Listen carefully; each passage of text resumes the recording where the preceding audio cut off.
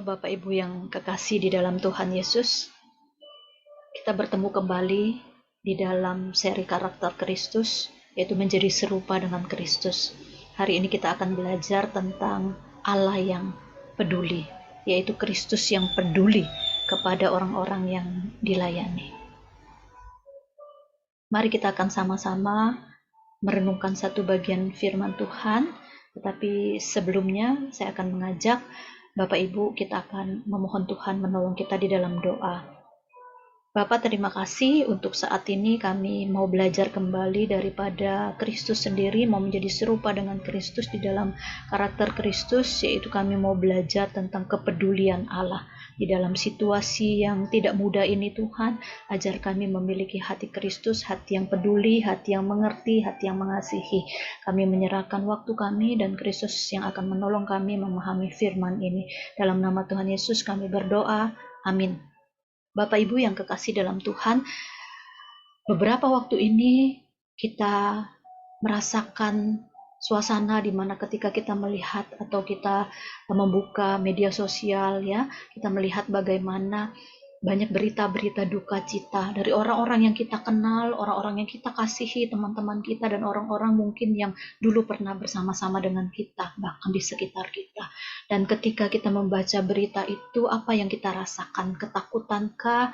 Atau yang kita rasakan sebuah ekspresi ketidakpedulian atau ketidakacuan, atau juga biasa saja, atau rasa kesedihan, rasa empati, rasa peduli kepada orang-orang yang mengalami itu.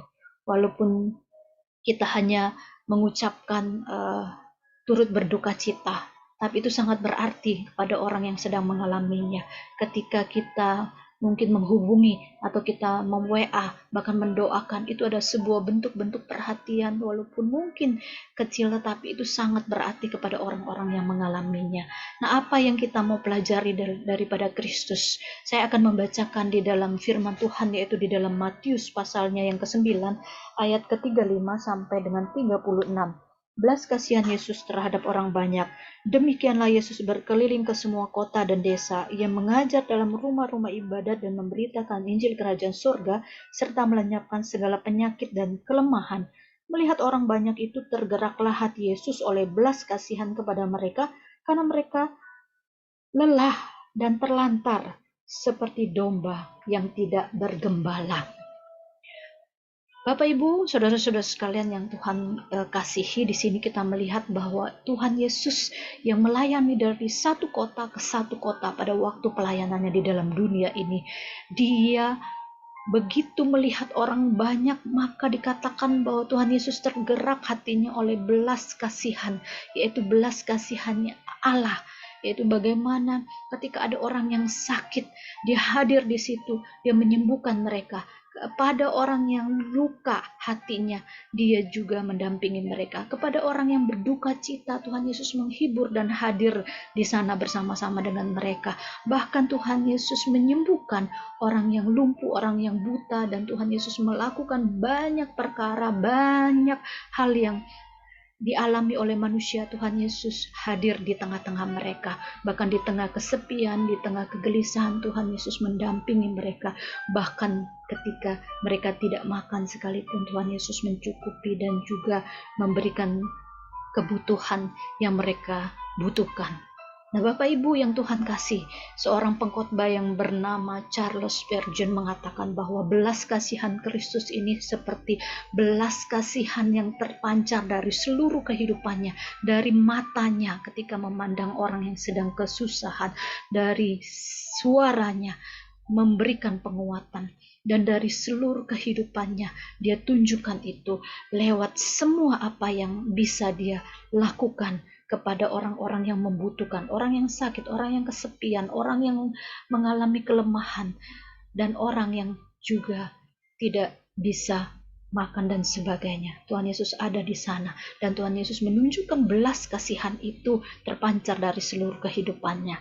Dan seharusnya dikatakan oleh Charles Spurgeon ini, begitulah ekspresi yang harusnya ditunjukkan, emosi yang harus ditunjukkan oleh orang-orang yang sudah mengenal Kristus, yaitu menunjukkan kepedulian kepada orang-orang yang membutuhkan. Bapak Ibu yang Tuhan kasihi, ketika kita berbicara tentang kepedulian, apa yang terbayang di dalam pikiran kita? Kata peduli itu sendiri adalah sebuah bentuk empati, sebuah bentuk kasih, atau sebuah bentuk kepedulian kepada orang-orang yang sedang membutuhkan kita. Baik itu mereka membutuhkan perhatian kita, baik mereka membutuhkan doa kita, maupun mereka yang membutuhkan sesuatu atau yang bisa kita berikan lewat materi ataupun lewat hal yang bisa kita lakukan kepada mereka. Kepedulian Kristus terpancar dari seluruh pelayanannya, dari seluruh apa yang bisa dia lakukan kepada orang-orang yang membutuhkannya. Bahkan Kristus tunjukkan itu di dalam seluruh aspek pelayanan kehidupannya. Bapak Ibu masih ingat cerita 5 roti dan 2 ikan? Siapakah yang memberikan itu kepada Kristus untuk dijadikan mujizat sehingga 5.000 orang bisa makan? Yaitu seorang anak yang membawa bekalnya 5 roti dan 2 ikan. Tapi dengan 5 roti dan 2 ikan itu Tuhan Yesus menjadikan berlipat ganda dengan mujizat memberi makan 5.000 orang. Seorang anak kecil yang mungkin saja tidak terpikir bahwa bekalnya akan bisa dilakukan sebuah mujizat yang besar dan bisa memberkati 5.000 orang melalui mujizat Tuhan Yesus. Dan bagaimana juga kita bisa melihat seorang janda miskin yang mempersembahkan persembahan kepada Tuhan, yang dia tidak memiliki banyak harta, tetapi dia mempersembahkan itu dengan hatinya, dan dia memberikan itu untuk Tuhan. Dan banyak yang bisa kita saksikan di dalam Alkitab, bagaimana kepedulian nabi-nabi Tuhan kepada orang-orang yang dilayani. Elisa hadir ketika seorang janda yang hampir sejak anaknya digadaikan untuk dapat membayar hutang suaminya yang meninggal, tetapi lewat buli-buli minyak yang akhirnya diisi dengan mujizat yang dikerjakan, yang diberikan oleh Tuhan kepada Nabi Elisa, sehingga keluarga itu terjaga. Dan ketika kita melihat peristiwa-peristiwa yang ada di dalam Alkitab ini, kita melihat bahwa bagaimana kepedulian itu dipancarkan Kristus dalam kehidupannya, dan juga dari orang-orang yang ada, yang kita bisa saksikan di dalam Alkitab. Seorang anak kecil tadi, seorang janda, dan juga nabi dan yang melayani dia. Lewat kepedulian, lewat kasih, dan lewat bentuk perhatian yang bisa diberikan. Kata peduli itu sendiri adalah sebuah bentuk yang pertama kali dipancarkan lewat apa yang kita rasakan dengan apa yang dialami oleh orang yang mengalami.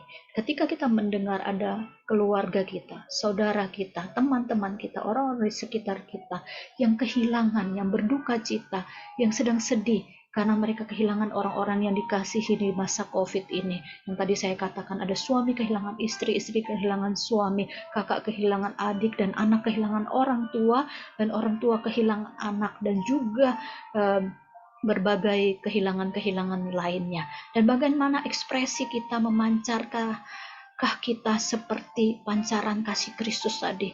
Charles Spurgeon katakan, apakah kita memiliki belas kasihan Kristus itu kepada orang-orang, dan juga kepedulian kita kepada mereka yang sedang mengalami duka cita itu? Bagaimana bentuknya? Mungkin kita mengatakan, saya tidak punya apa-apa, saya tidak pandai berkata-kata, dan saya tidak bisa, bukan orang yang bisa menunjukkan itu. Tetapi ketika kita mendengar, ketika kita melihat, dan kita mendoakan mereka supaya Tuhan menghibur, menguatkan mereka, itu sebuah bentuk kepedulian yang bisa dilakukan oleh siapa saja. Dan ketika kita WA, menghubungi mereka, atau menulis ucapan turut berduka cita, bersimpati, itu juga sebuah bentuk kepedulian kita kepada mereka.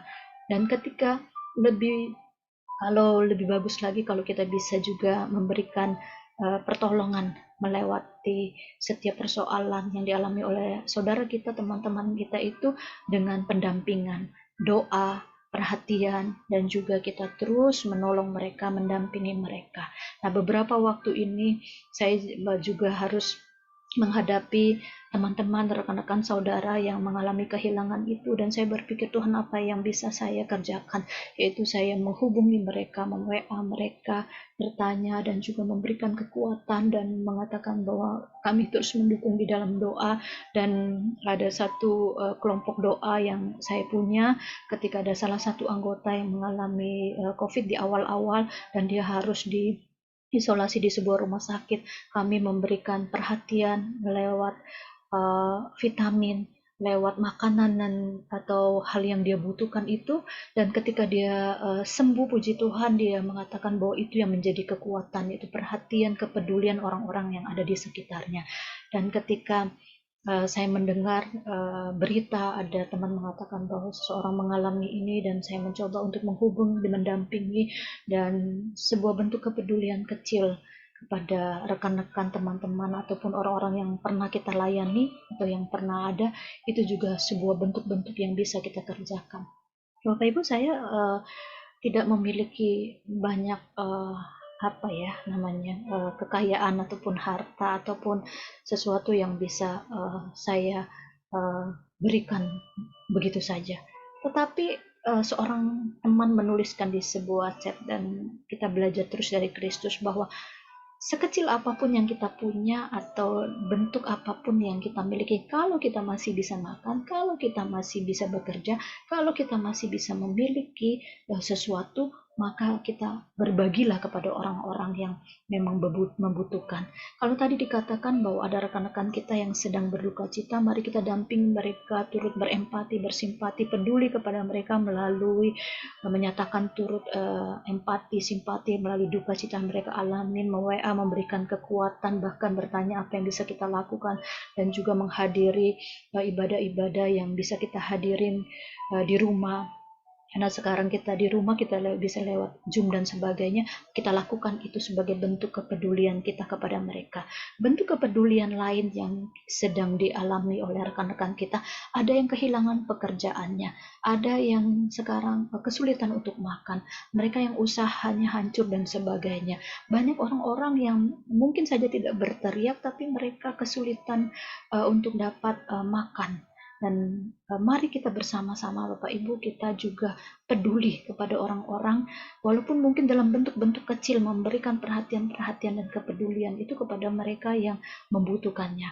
Dan saya bersyukur mama saya mengajarkan dari kecil untuk berbagi kepada orang-orang yang membutuhkan, dan saya senang sekali memasak dan senang mengerjakan beberapa pekerjaan-pekerjaan lewat yang berhubungan dengan makanan, sehingga saya suka berbagi makanan kepada orang-orang yang ada di sekitar saya, khususnya orang-orang yang kebetulan mungkin tetangga dan sebagainya.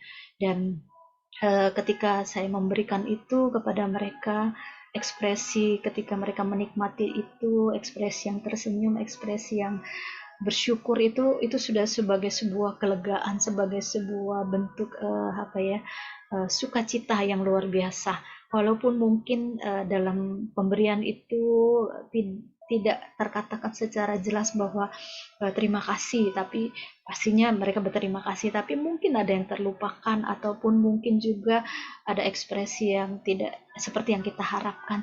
Tetapi itu merupakan satu kebahagiaan kalau kita masih bisa memberi, Bapak Ibu sekalian. Dan ada satu kali saya punya pengalaman juga, ketika saya memberi, kebetulan orang itu pastinya lebih hebat dari saya di dalam memasak, sehingga ketika saya memberi ada maksudnya satu kali kejadian di mana apa yang diberikan itu dikomentarin dan dikritik dan sebagainya. Pada waktu itu saya sempat takut untuk memberikan kembali, karena takut apa yang diberikan itu tidak sesuai dengan yang diharapkan.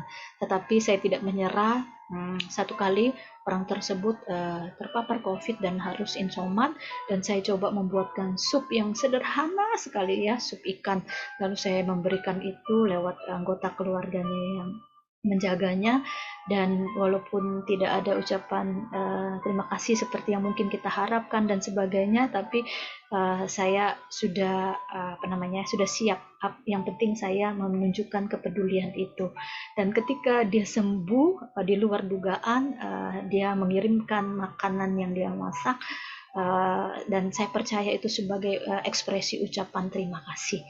Nah, rekan-rekan, Bapak Ibu sekalian, di dalam kepedulian kita seperti Kristus ya, tidak semua kepedulian yang Kristus nyatakan itu dibalas oleh orang-orang yang ada di sekitarnya itu dengan ucapan terima kasih. Masih ingat bagaimana 10 orang kusta dan yang disembuhkan oleh Tuhan Yesus yang datang cuma satu untuk mengucapkan terima kasih. Tetapi itu tidak menjadi persoalan bagi Kristus karena dia sudah menyembuhkan mereka. Dan ketika kita mau belajar dari itu, menolong itu sebuah bentuk kepedulian lewat menolong orang-orang yang sedang kesusahan di masa-masa seperti ini adalah masa-masa yang tidak mudah, tapi kalau kita masih punya, mari kita berbagi yuk kepada mereka yang membutuhkan dalam bentuk apapun juga. Dalam bentuk makanan, mungkin pakaian, uang, dan sebagainya, apa yang kita miliki ketika kita tahu ada orang yang tidak makan sama sekali atau yang kesulitan sama sekali, dia punya anak dan sebagainya, dia punya keluarga, mari kita juga berbagi. Walaupun mungkin tidak seperti yang kita harapkan, mereka tidak mengucapkan secara langsung terima kasih ataupun ekspresi sukacita seperti yang kita harapkan, tidak apa-apa, karena itu tidak penting. Yang penting adalah kita mau belajar memiliki hati Kristus yang peduli kepada orang-orang yang membutuhkan, orang-orang yang sedang kesusahan. Bapak Ibu, ketika kita lakukan ini, mari kita lakukan dengan hatinya Kristus, sehingga ketika kita memberi, kita tidak mengungkit-ungkit, dan kita tidak juga harus mengharapkan sebuah balasan kembali kepada kita, tetapi kita lakukan itu sebagai ekspresi bahwa Tuhan sudah lebih dahulu peduli kepada kita, dan kita mau peduli kepada mereka. Dan ketika kita mau belajar karakter kepedulian ini, maka kepedulian yang kita tunjukkan itu adalah kepeduliannya Kristus. Jadi kepedulian manusia itu kan biasanya ada timbal balik ya, karena kamu memberi maka suatu saat aku akan memberi, karena saya memberi kamu suatu saat harus memberi. Tidak seperti itu. Kepedulian Kristus adalah kepedulian yang tanpa pamrih, kepedulian yang tidak memerlukan balasan, tetapi yang mau terus-menerus kita lakukan di dalam kehidupan kita. Mari kita belajar dari Kristus, dari tokoh-tokoh di dalam Alkitab yang tadi saya sebutkan, untuk peduli kepada orang-orang yang sedang membutuhkan pada saat ini. Mari kita, ketika kita dengar, ketika kita mungkin tahu apa yang dialami oleh orang-orang yang ada di sekitar kita, mari kita lakukan sesuatu. Saya bersyukur beberapa waktu ini saya di tengah-tengah kesulitan, di tengah-tengah apa yang juga saya alami, tetapi Tuhan memberikan kemampuan untuk dapat berbagi, memberi, memperhatikan, menolong, dan juga melayani orang-orang yang ada di sekitar. Karena dikatakan Alkitab tadi, mereka lelah dan mereka seperti tanpa gembala. Mari kita menolong mereka. Ketika kita mengatakan bahwa kenapa saya harus peduli kepada mereka, mereka bukan siapa-siapa saya. Kenapa saya harus peduli? Karena saya susah pun mereka tidak peduli kepada saya. Dan mungkin kita bersikap antipati, atau kita cuek dan kita tidak peduli. Mari kita coba merenungkan kebaikan Tuhan di dalam kehidupan kita. Bagaimana Tuhan memberkati kita, bagaimana Tuhan mengasihi kita, bagaimana Dia peduli kepada kita. Ketika orang lain tidak peduli, tapi kan Tuhan peduli. Ketika kita kesusahan, Tuhan Yesus hadir di situ. Bapak Ibu, rekan-rekan sekalian, mari kita ajarkan karakter ini kepada keluarga kita, kepada anak-anak kita, dan juga kepada orang-orang yang kita layani, khususnya kepada anak remaja yang kita layani. Ajarkan kepedulian Kristus ini walaupun kepedulian itu tidak dibalas. Ajarkan kepedulian ini untuk tetap melakukannya walaupun mungkin kita tidak mendapatkan balasan apa dari yang sudah kita lakukan. Mari kita ajarkan itu kepada anak-anak kita, kepeduliannya Kristus, hatinya Kristus yang memperdulikan kepada orang-orang yang membutuhkan. Bapak Ibu, ketika kita bersama-sama merenungkan bagian ini adalah masa-masa yang tidak mudah, setiap orang, bahkan kita pun mengalaminya. Ada yang mengalami duka cita, kehilangan orang yang dikasihi, ada yang kehilangan pekerjaan, ada yang kesepian, ada yang mengalami juga sakit-sakit yang lainnya, dan juga persoalan-persoalan yang lainnya. Bapak Ibu, ingatlah bahwa Allah mengerti, Allah peduli apa yang kita alami. Allah tahu apa yang sedang kita hadapi, karena Dia mengerti, Dia peduli, Dia hadir di dalam setiap kehidupan kita. Dan ketika kita mengalami itu, kita pun bisa merasakan kepedulian Allah itu dan juga menyaksikan cinta kasih Tuhan kepada orang lain lagi. Saya bersyukur saya punya teman-teman yang luar biasa ya, ketika mereka kehilangan orang-orang yang mereka kasihi, keluarga yang mereka kasihi, mereka bahkan masih bisa menyaksikan kebaikan-kebaikan Tuhan dalam hidup mereka, dan mereka sharingkan itu, bagikan itu, kesaksian itu, bagaimana di tengah-tengah duka cita itu mereka bisa jadi berkat bagi orang-orang yang mengalaminya juga, yang pada saat ini harus berduka cita. Mereka kembali menghibur, karena mereka sudah dihibur oleh Tuhan. Mereka menghibur kembali, menguatkan kembali, mendampingi kembali. Dan begitu juga dengan kita, ketika kita mendengar ada orang-orang yang mengalami kesusahan, mari kita lakukan itu. Saya menyaksikan bagaimana Tuhan memelihara kehidupan orang-orang yang luar biasa yang mengalami kesulitan, tetapi saya menyaksikan bagaimana Tuhan memberkati mereka lewat berbagai kiriman yang tidak diduga-duga, dan kehidupan mereka terpelihara. Dan ingatlah Bapak Ibu bahwa Tuhan Yesus dengan 5 roti dan 2 ikannya memberkati 5.000 orang. Tuhan Yesus akan memberkati kita ketika saat-saat yang tidak mudah ini. Selalu ada jalan. Dan saya juga mendengar beberapa teman yang kesulitan karena habis kehilangan pekerjaan, tetapi akhirnya mereka menemukan jalan, menemukan pekerjaan-pekerjaan lain yang Tuhan sediakan buat mereka. Dan jikalau pada saat ini mungkin kita masih belum bisa keluar dari persoalan-persoalan kita itu, mari Bapak Ibu kita berdoa kepada Tuhan supaya Tuhan mengirimkan orang-orang yang ada di sekitar kita untuk dapat menolong kita. Dan bagi kita semua, mari kita menjadi orang-orang yang sedang didoakan oleh orang-orang yang membutuhkan itu. Ada orang yang sedang kesepian dan mereka membutuhkan teman. Jangan-jangan Tuhan akan memakai kita sebagai jawaban doa mereka, menjadi teman bagi mereka. Ada orang-orang yang sedang berduka cita, yang sedang dalam keadaan sedih, dan mereka membutuhkan penghiburan, kekuatan dari orang-orang di sekitar mereka. Jangan-jangan kitalah jawaban doa mereka untuk dapat menghibur dan juga memperhatikan mereka, menolong mereka, mendampingi mereka. Dan ketika ada teman atau saudara atau orang-orang di sekitar kita yang menangis karena anak-anaknya mereka tidak bisa makan atau kesulitan keuangan dan sebagainya, jangan-jangan kitalah jawaban doa bagi mereka. Jadi kita bukan cuma berdoa mereka ditolong oleh Tuhan, tapi kita berdoa jangan-jangan Tuhan, sayalah jawaban doa bagi mereka. Mari kita menjadi orang-orang yang seperti Kristus, orang-orang yang peduli.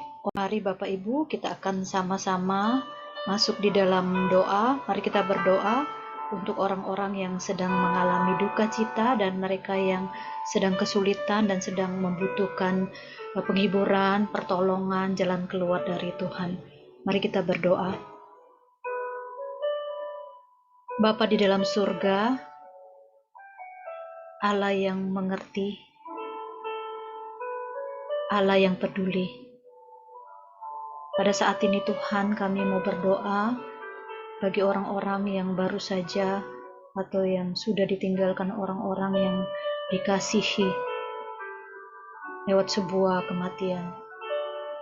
Biarlah Tuhan mereka percaya bahwa orang-orang yang mereka kasihi, yang sudah percaya Kristus, sudah bersama-sama dengan Engkau di dalam kebahagiaan kekal.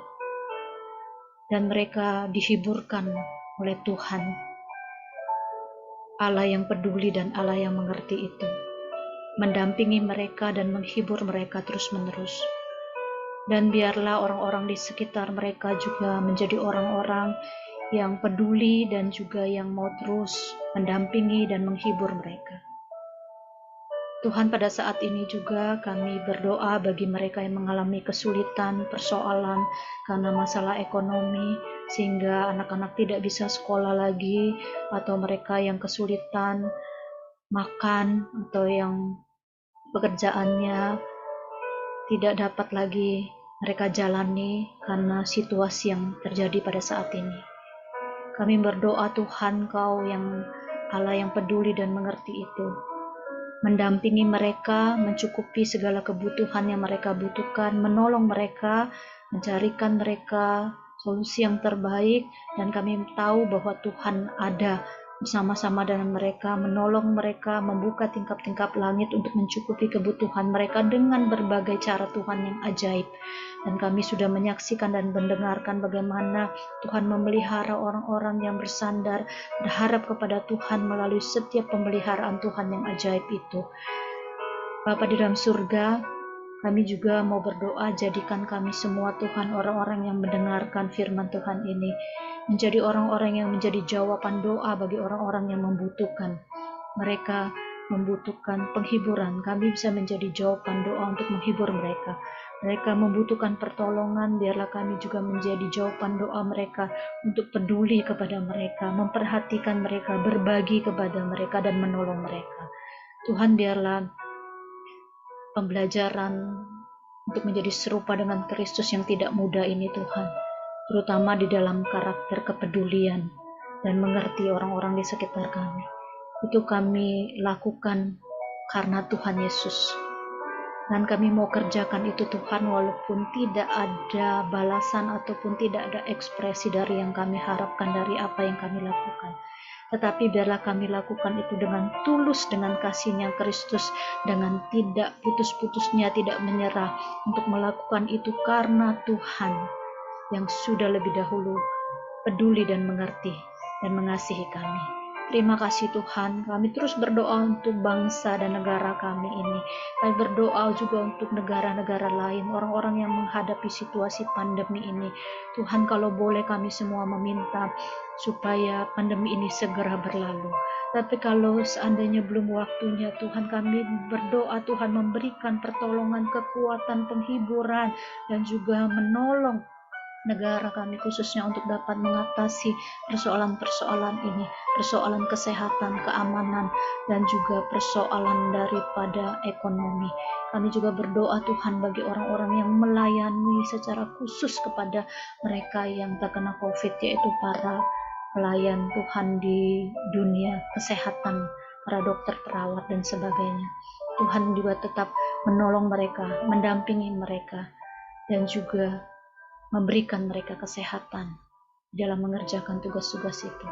Terima kasih Tuhan, dan setiap gereja-gereja dan setiap lembaga-lembaga, setiap orang-orang yang berkumpul untuk berdoa supaya situasi ini cepat berlalu. Tuhan hadir, Tuhan jawab, Tuhan tolong, dan Tuhan juga menjawab doa-doa kami tepat pada waktunya. Terima kasih Tuhan, berkati setiap orang-orang yang membutuhkan.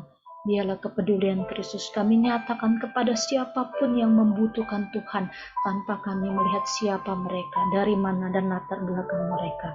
Tapi kami diberikan belas kasihan Kristus itu, kepedulian untuk dapat peduli kepada mereka, mengasihi mereka, berbagi, dan juga menolong mereka.